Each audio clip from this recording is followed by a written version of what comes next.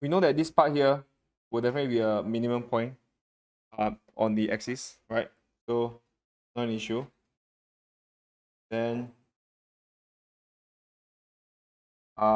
you have a vertical asymptote here. Then it ends at the 4 corner here. So 4 corners here. So y equals 0 will happen.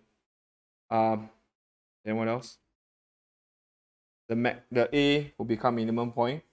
So then the x-intercept, which is here.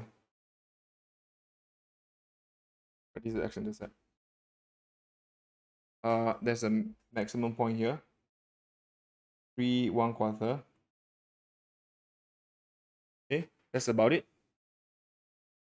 So this one infinity goes down, approaching 0. This one comes down.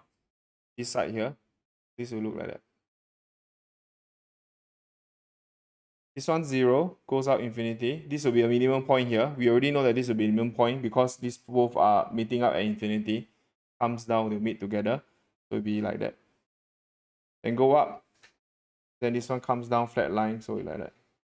It wiggles down, which is pretty interesting. This is another very common question if they want to kill you in exam.